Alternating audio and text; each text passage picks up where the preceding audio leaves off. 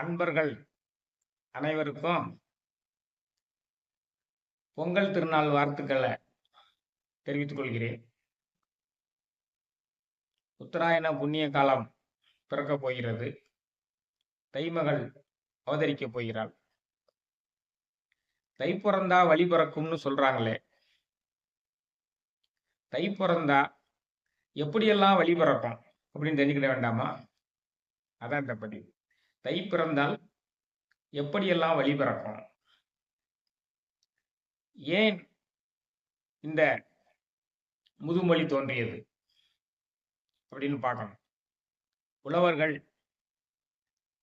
சித்திரை மாதம் தொடங்கி இந்த தை மாதம் வரை பல்வேறு விவசாய பணிகளில் தங்களுடைய உடல் பொருள் ஆவியை அர்ப்பணித்து இந்த வேலையை செய்கிறார்கள்.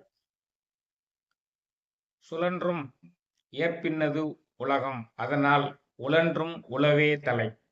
இந்த உழவு பணியில எவ்வளவுதான் சிரமங்கள் வந்தாலும் உலகத்திலேயே தலையான தொழில் ஒன்று இருக்குதுன்னா அது உழவு தொழில் தான் அப்படின்னு வள்ளுவ பெருமகனார் சொல்றார்.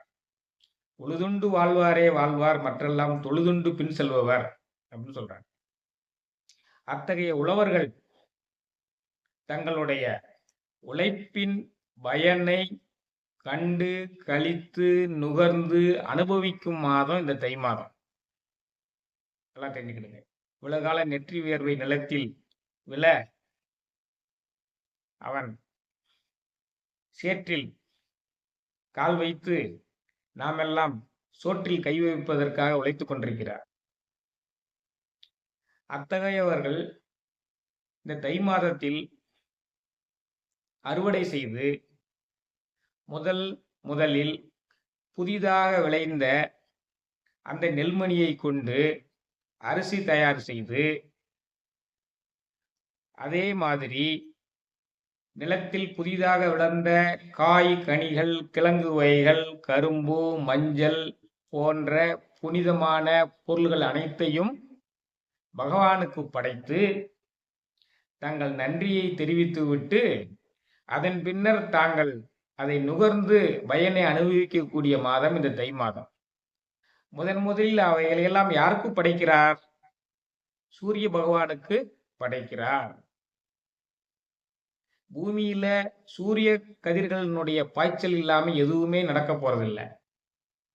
தாவரங்கள் ஒளிச்சேர்க்கையின் மூலமாக உணவை தயாரித்து பலன்களை தருவதற்கு இந்த சூரிய பகவான் அவசியம். மழை பொழிவதற்கு சூரிய பகவான் அவசியம். அப்ப எல்லாத்துக்கும் ஆதாரமாக விளங்கக்கூடிய அந்த சூரிய பகவானுக்கு படையல் இடுகிறார்கள், படையலிட்டு வணங்குகிறார்கள். ஞாயிறு போற்றுதும் காவிரி நாடன் திகிரி போல் பொற்கோட்டு மேரு வளன் திரிதலான் என்று சிலப்பதிகாரத்தில் இளங்கோவடிகள் சூரியனை போற்றி பாடுகிறார். சூரியனை போற்றுங்கள், சூரியனை போற்றுங்கள். அவன் சோழ சக்கரவர்த்தியினுடைய ஆணை சக்கரம் தினந்தோறும் மேருமலை வரை செல்வதைப் போல இவனும் தினந்தோறும் மேருமலையை வளங்கொண்டு வருவதால் சூரியனை போற்றுங்கள், சூரியனை போற்றுங்கள் என்று சோழ சக்கரவர்த்தியும் புகழ்ந்த மாதிரி கதிரவ கடவுளையும் புகழ்ந்து பேசுகிறார். ஆக இப்படியெல்லாம் படையலிட்டு நாம் கதிரவனுக்கு நன்றி தெரிவித்து உலக பெருமக்களும் மனிதகுல பெருமக்களும் நன்றியை தெரிவித்து மகிழக்கூடிய நாட்களில்தான் தை பிறந்தால் வழி பிறக்கிறது. எப்படியெல்லாம் வழி பிறக்கிறது? அறுவடைக்கு முன்னால் வயல்கள் அனைத்தும் பச்சை பசேல்னு இருக்கும். நீங்க அறுவடை முடிஞ்சு பார்த்தீங்கன்னா எல்லாம் அரிஞ்சு மைதானம் மாதிரி இருக்கும். அப்போ ஒரு கிராமத்திலிருந்து மற்றொரு கிராமத்திற்கு போகக்கூடிய வழிகள் நன்றாக தெரியும்.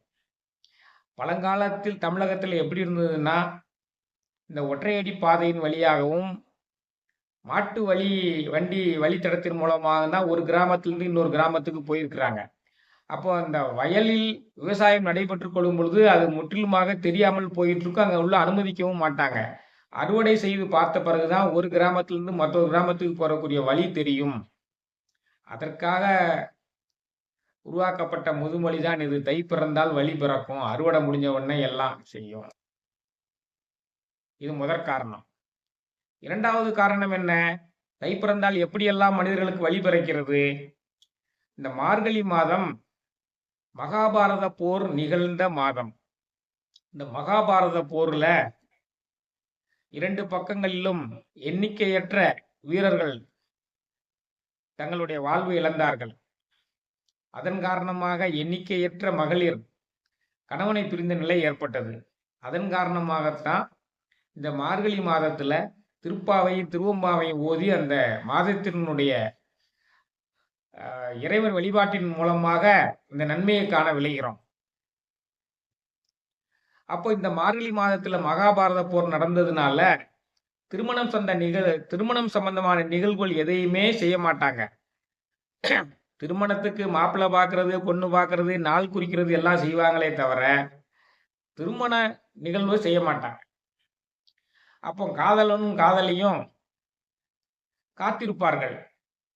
காத்திருந்து காத்திருந்து காலங்கள் போனதம்மா என்று ஒவ்வொரு தேதியாக கிழித்து என்று தை மாதம் வருகிறது, நாம் திருமண கோலத்தில் திகழலாம், சந்தோஷமாக மகிழலாம் என்று காத்திருப்பார்கள்.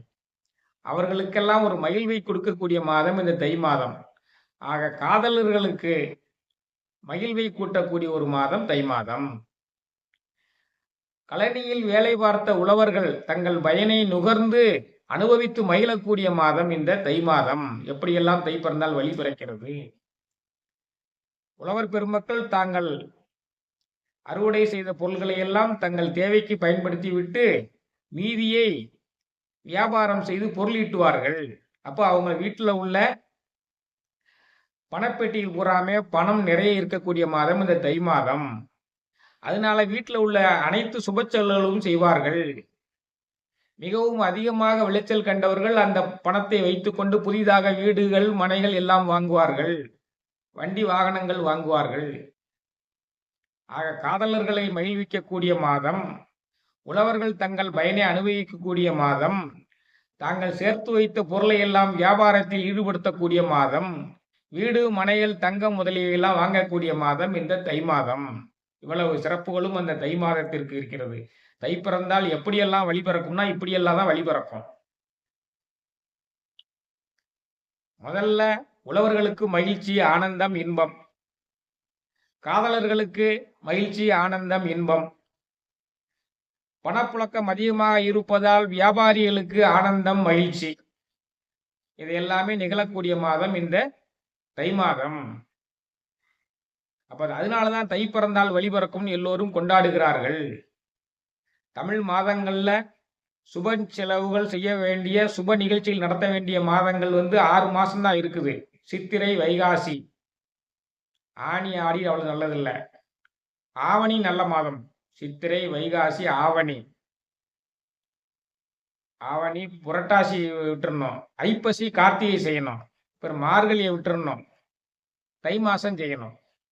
சுப நிகழ்வுக்குரிய மாதம் சித்திரை, வைகாசி, ஆவணி, ஐப்பசி, கார்த்திகை, தை தான் மிகச்சிறந்த மாதங்கள்.